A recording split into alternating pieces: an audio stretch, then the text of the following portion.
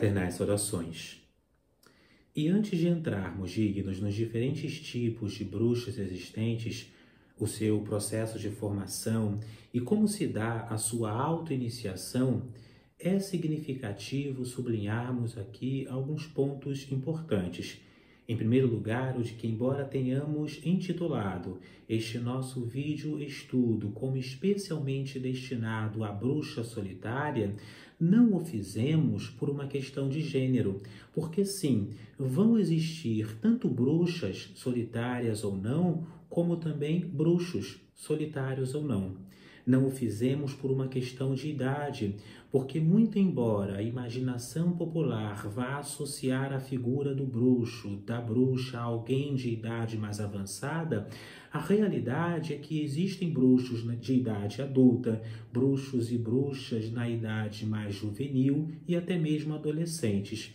E muito menos dignos por uma questão de malignidade. Sabemos que ao longo dos séculos, para não dizer dos milênios, diferentes religiões têm relegado a figura do bruxo e da bruxa ao maligno, ao sombrio, trevoso, demoníaco e satânico, algo que vem sendo, inclusive, por vezes reforçados em nossa cultura, através de filmes, de desenhos, de contos e etc., quando, em realidade, a grande maioria dos bruxos e das bruxas existentes não tem qualquer tipo de pacto com o mal, com o diabólico, com o demoníaco.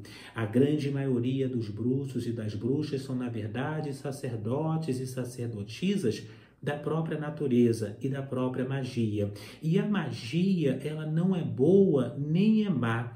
A magia é simplesmente um instrumento. Tudo vai depender da intenção e das circunstâncias em jogo.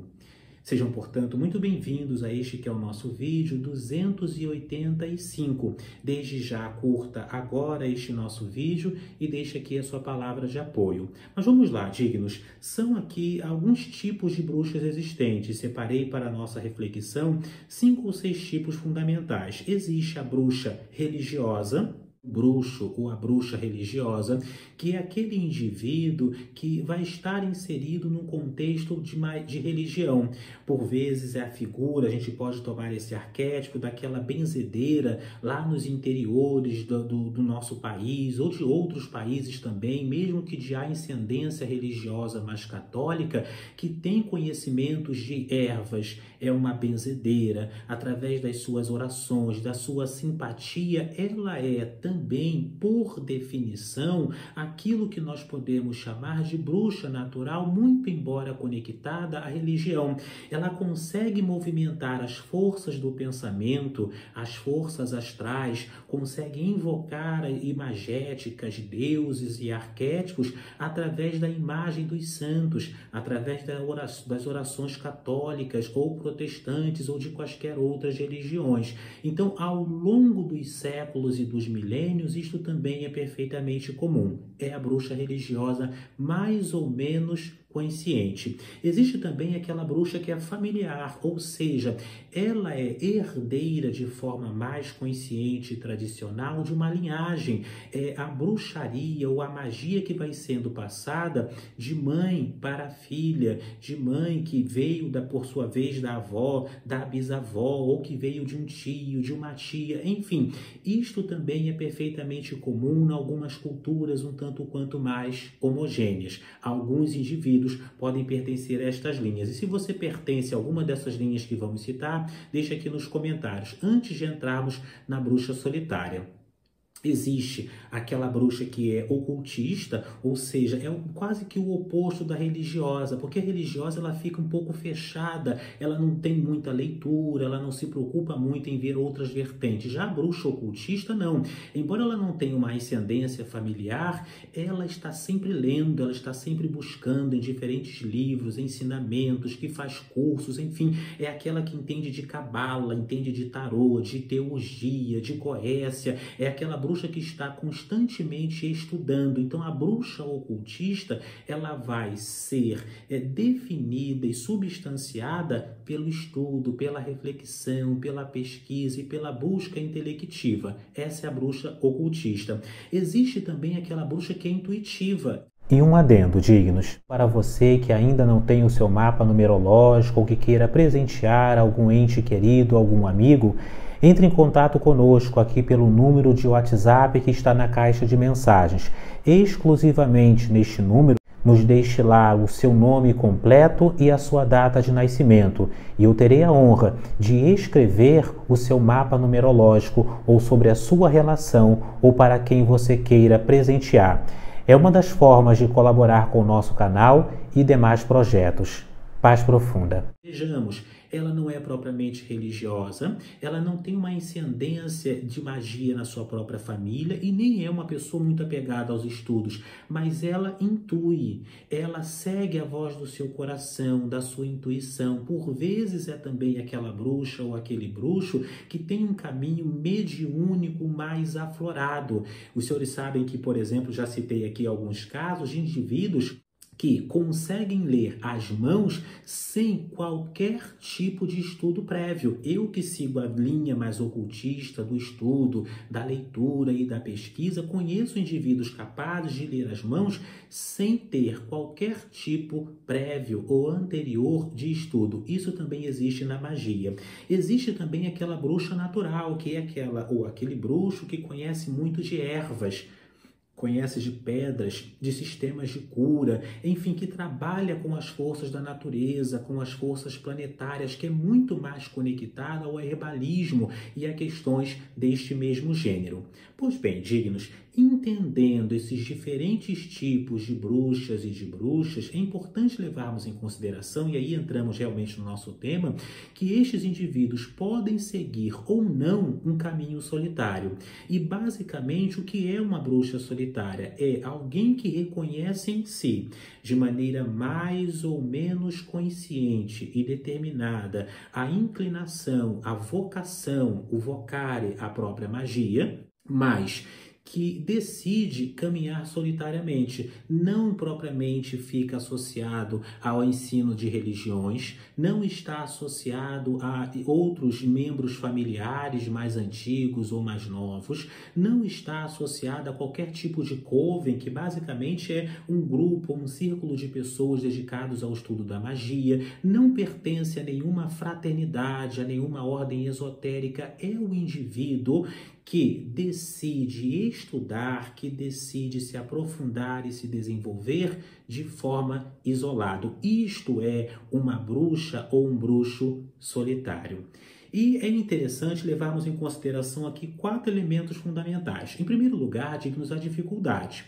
Ou seja, de fato existem dificuldades especiais, porque o indivíduo, uma delas, o indivíduo que vive na busca solitária da própria magia, ele não tem como trocar ideias presencialmente com outros indivíduos. Ele não tem propriamente como se ver no espelho através, seja da comparação, da opinião, da pergunta, do questionamento, e é um indivíduo que por vezes tende também a cair no ostracismo, tende a cair no desânimo, tende a cair na protelação. Este é um dos perigos, porque ele não se vê motivado pelos seus pares, não se vê motivado por indivíduos iguais a si, por amigos, por colegas com os quais ele possa trocar ideias. Então esta é uma das dificuldades. Vejamos que às vezes o indivíduo ele segue o caminho da magia de forma mais solitária, não por um desejo próprio, mas por vezes por circunstância. Alguém que pode morar muito distante, alguém que pode morar muito longe propriamente dos grandes centros.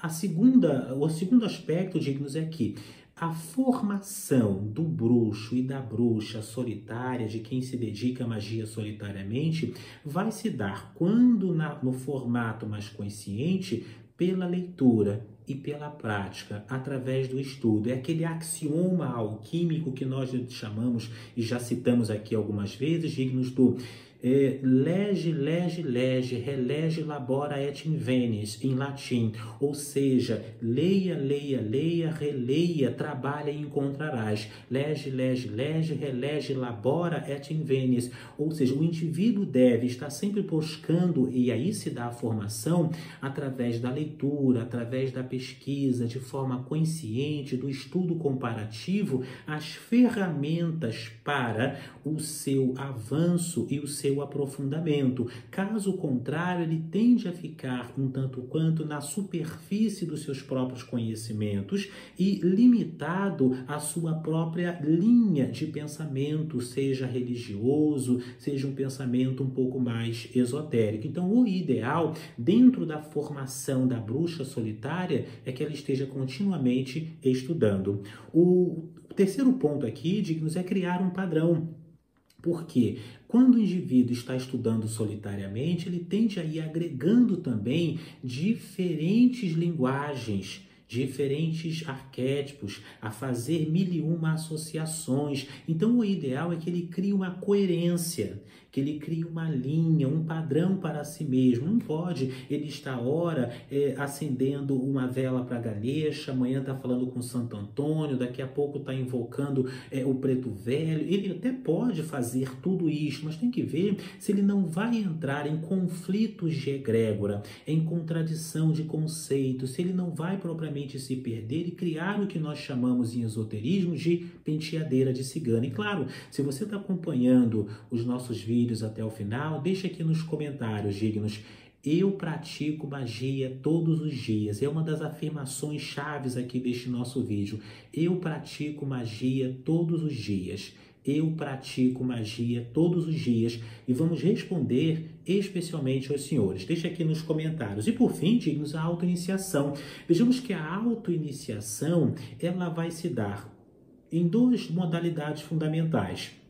Pode tanto ocorrer através de um processo ritualístico formatado por outrem ou pelo próprio indivíduo, em que ele vai escolher um dia ou uma noite, determinado conjunto de palavras, de instrumentos e de cerimonialização para esse processo de autoiniciação, ou mesmo a autoiniciação vai se dar de forma gradual e automática pela aquisição do conhecimento, pela prática cotidiana e pela própria vivência. Às vezes o indivíduo nunca nem ouviu falar em iniciação e é alguém profundamente iniciado, e por vezes alguém que sim passou por diferentes iniciações em diferentes lugares não alcançou nem os primeiros estágios de uma verdadeira iniciação. Então a iniciação ou a autoiniciação, ela vai ocorrer através da aplicabilidade consciente, diretiva, aprofundada, perseverante